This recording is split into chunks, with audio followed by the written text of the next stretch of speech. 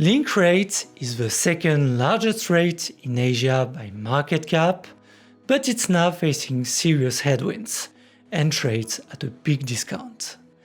In this video, we'll see whether that discount is justified or a genuine long-term opportunity.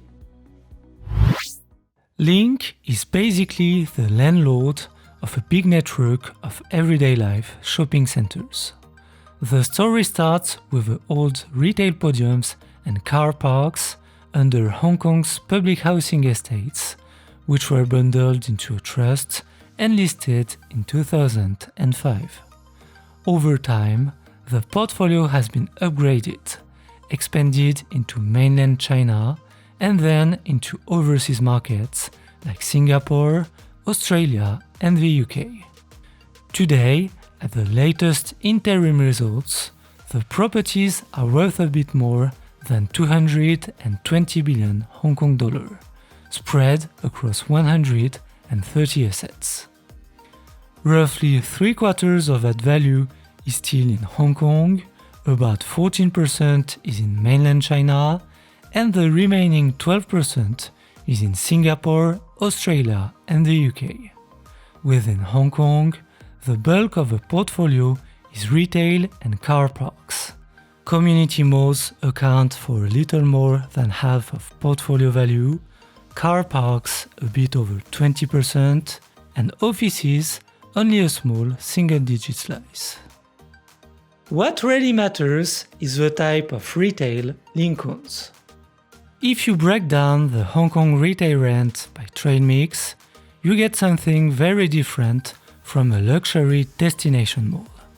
Around a fifth of rent comes from supermarkets and foodstuff, almost another fifth from wet markets and cooked food stores, and close to 30% from food and beverage. General services, personal care, medicine, education, and welfare make up most of the rest, and only a tiny fraction comes from valuable goods. In other words, these are neighborhood centers where people buy groceries, eat out, go to the clinic or the salon, and take the kids to tutoring. That daily needs angle is important for the rest of the analysis, because it explains why occupancy stays high even when the broader retail market is under pressure. Outside Hong Kong, the picture is more diversified, but we'll keep it brief. In mainland China, Link owns a mix of malls and offices in cities like Beijing, Shanghai, Shenzhen, and Guangzhou, plus some logistic assets. Cap rates there are higher, in the 4.6% to 5.9% range, depending on asset type, which means yields are fatter, but the perceived risk is also higher, especially after the broader Chinese property downturn. In Singapore and Australia, the trust holds large suburban centers such as Jurong Point and Swing By at Thomson Plaza, as well as offices in Sydney and a building in London. These assets tend to enjoy high occupancy and positive rental reversions, and have actually been one of the bright spots in recent results. Before we zoom in on Hong Kong's macro environment, it's worth looking at the operating track record. Over the last decade, occupancy has been very stable. From 2015 to 2025, the rate stays in a tight 95-98% range, and in the first half of 2026, it is about 97.6%. Even through the 2019 protests and the pandemic, the portfolio never fell much below the mid-90s. That fits a daily needs retail model. Tenants may push on rent, but they usually stay, and the landlord prefers to keep space filled rather than chase higher rents with empty units in between. Revenue and net property income show the same patterns, with a bit more cyclicality. From 2015 to the year ending March 2025, revenue rises from about 7.7 billion Hong Kong dollar to over 14.2 billion Hong Kong dollar, and net property income from 5.7 billion Hong Kong dollar to more than 10.6 billion Hong Kong dollar. This steady growth comes from rent increases, asset upgrades, and acquisitions in mainland China and overseas. The step down in the H1 2026 bar is mainly mechanical. It is only 6 months of rent, so roughly half a normal year. The more relevant comparison is with the same period a year earlier. On that basis, first half revenue is down about 2% and net property income a bit more than 3% year on year. Management had argued earlier that the focus on everyday spending made the portfolio more resilient than destination malls, and that was true at the start of the cycle as other Hong Kong rates saw rents fall earlier. The latest half shows that the impact has now caught up with Link as well. Negative rental reversions in both Hong Kong and mainland retail, plus higher operating costs, are clearly visible in net property income. Distributions follow a similar arc. Between 2015 and 2022, distribution per unit grows almost every year and peaks slightly above 3.05 Hong Kong dollar. It then slips into the 2.7-2.8 Hong Kong dollar range as the property cycles turns and more units are issued. In the first half of 2025-2026, the interim distribution stands at 1.26 Hong Kong dollar per unit, around 6% lower than the 1.35 Hong Kong dollar paid in the first half of 2024-2025, reflecting a softer earnings base and a larger unit count after the rights issue. The unit count helps explain the gap between property income and per unit distribution. From 2015 to 2022, Link buys back units, reducing the total from about 2.29 billion to just over 2.11 billion. In 2023, the line jumps. Units rise to around 2.55 billion and then edge higher. This spike reflects the 2023 rights issue, a 145 offer at 44 Hong Kong dollar per unit that raised roughly 19 billion Hong Kong dollar. The proceeds were used mainly to repay debt and fund acquisitions in mainland China, including stakes in Shanghai retail projects and logistics assets. Existing unit holders suffered short-term dilution in per-unit metrics, but leverage fell and the trust gained more capital to recycle. Leverage and funding costs are central for any REIT. Over the period shown, net gearing moves from the low teens to the low 20s, peaking around 24% in 2023 and standing at about 22.5% in the latest half year. This is not distressed at all. It is conservative versus many global rates, which often run at 30-40%. The 2023 rights issue is a key reason Link can keep gearing in this band while expanding into new markets. Average all-in borrowing costs track the rate cycle. In the mid-20s, Link paid 2.6-2.9% on its debt.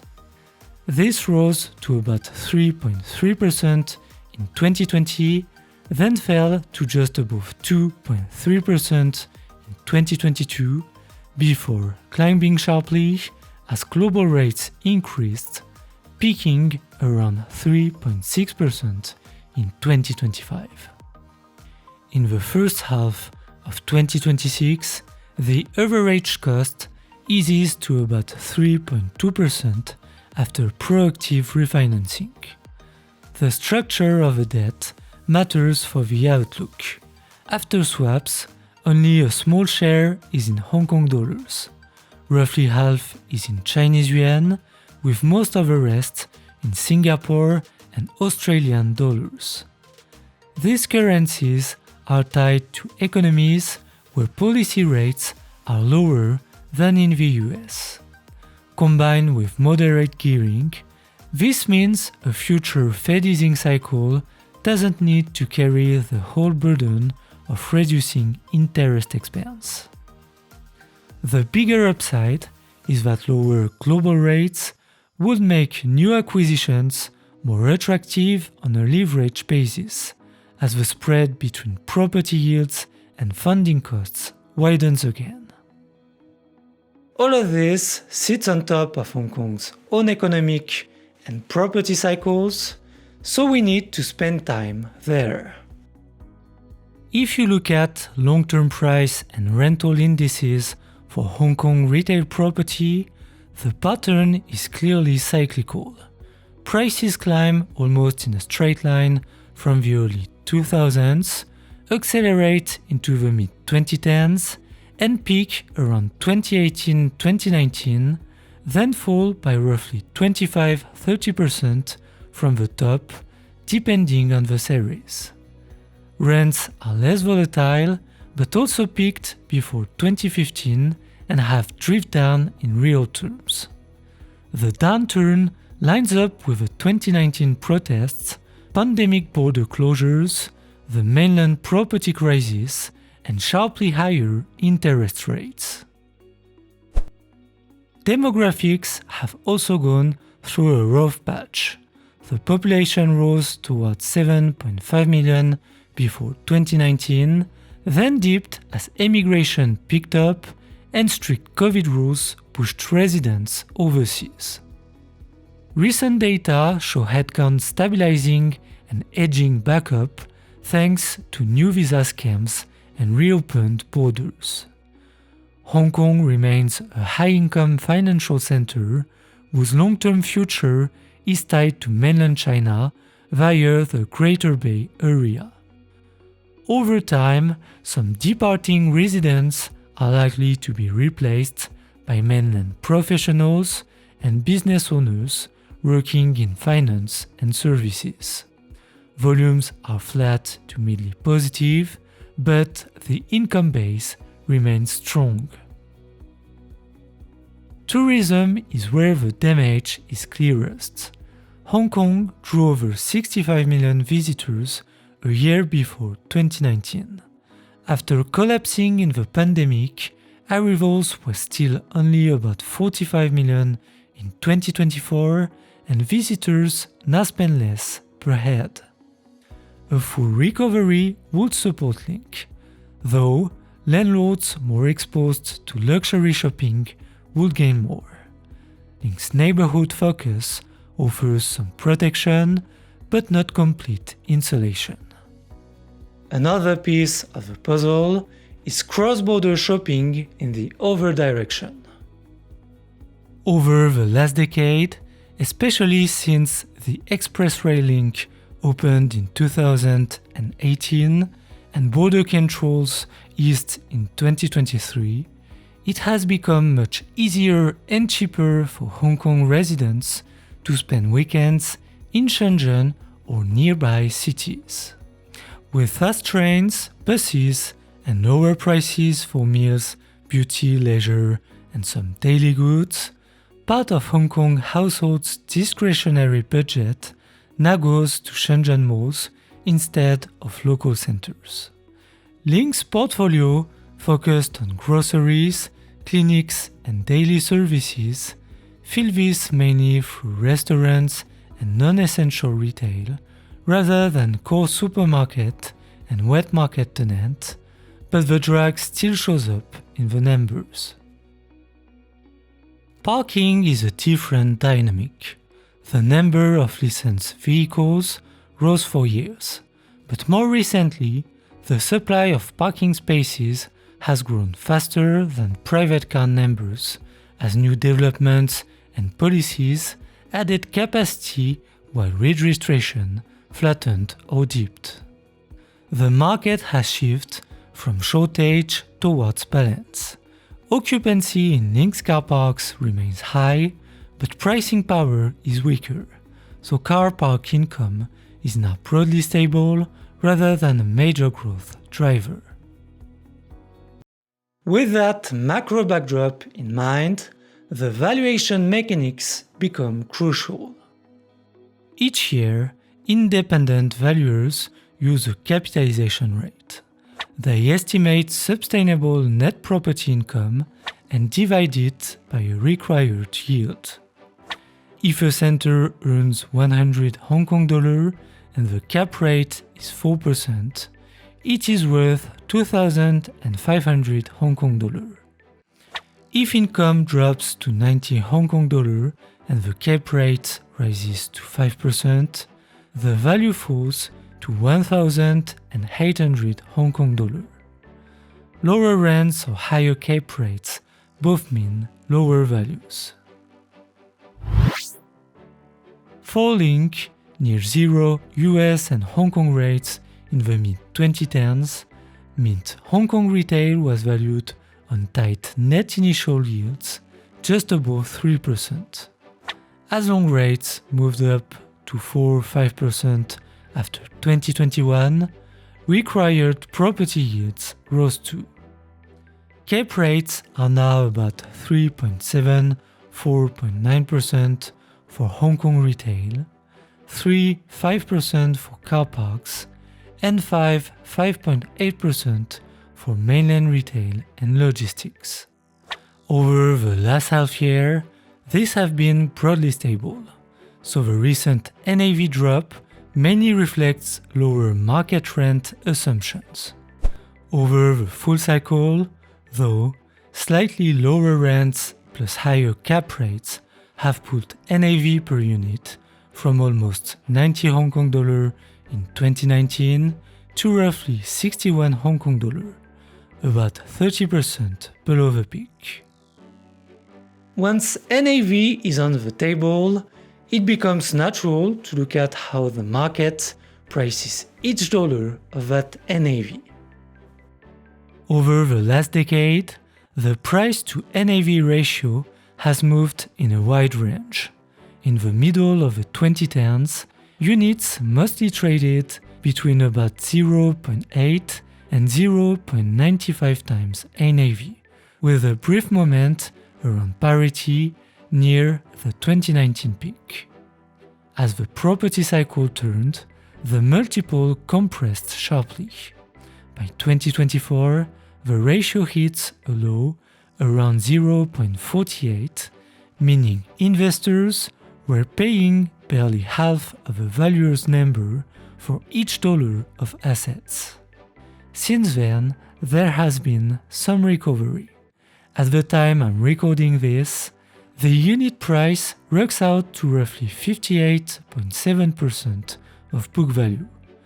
But that higher percentage is not the result of a rebound in the unit price.